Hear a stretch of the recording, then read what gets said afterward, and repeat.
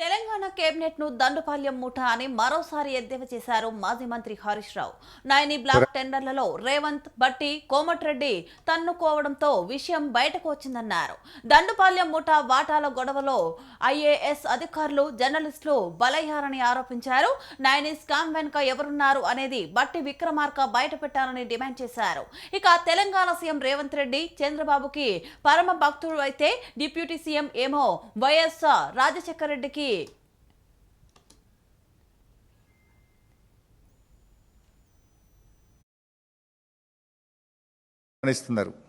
బట్టి గారు కూడా నిర్భయంగా దాని వెనుక ఎవరున్నారో ఆయన బయట పెట్టాలని చెప్పి నేను డిమాండ్ చేస్తా ఉన్నా.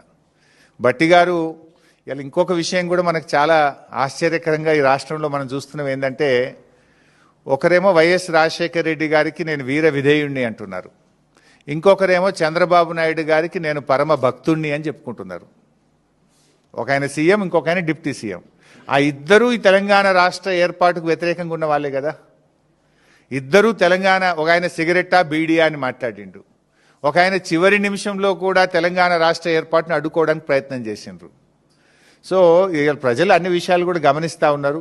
ఏంది వీళ్ళు ఏం చేస్తున్నారు, ఏం మాట్లాడుతున్న విషయాన్ని కూడా గమనిస్తున్నారు. బట్టి గారు కూడా ఆయన ఈ మొత్తం వ్యవహారం వెనుక ఎవరున్నారు ఏంటి అన్ని విషయాలు బయట పెడతా ఉన్నారు. నిర్భయంగా ఆయన బయట పెట్టాలని చెప్పి కూడా మేము కోరుతా ఉన్నాం. బయట పెట్టకపోతే మళ్ళీ మీ మధ్య వాటాల మధ్య సయోధ్య కుదిరిందని ప్రజలు భావించే అవకాశం ఉంటుంది. ఒక దండుపాలెం మూట అని చెప్పి నేను ఆరోపిస్తే నా మీద ఈ మంత్రులంతా కూడా విరుచుకపడ్డారు నా మీద. ఇప్పుడు నేను అడుగుతున్నా, మీ దండుపాలెం మూట కాకపోతే ఏంది? మీరే బయటపడుతున్నారు కదా, తన్నుక సస్తున్నారు కదా. ఇప్పుడు ఈ నైని బ్లాక్ టెండర్లలో ముఖ్యమంత్రి వర్సెస్ బట్టి గారు వర్సెస్ కోమటిరెడ్డి కదా, ముగ్గురు దండుకుంటేనే కదా ఇదంత విషయం బయటకు వచ్చింది.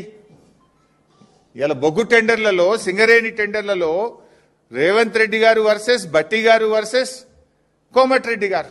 నాకు దక్కాలంటే నాకు దక్కాలి, నా మనుషులకు దక్కాలంటే నా మనుషులకు దక్కాలని ముగ్గురు మధ్య వాటాల పంచాయతీ కాకపోతే ఏంది ఇది? పాపం మధ్యలో ఐఏఎస్ అధికారులు, జర్నలిస్టులు బలిపశువులు అయిపోయారు.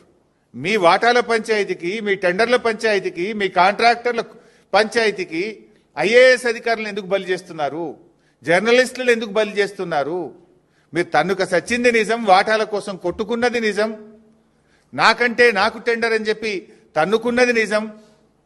దీంట్లో జర్నలిస్టులు ఏం పాపం చేశారు?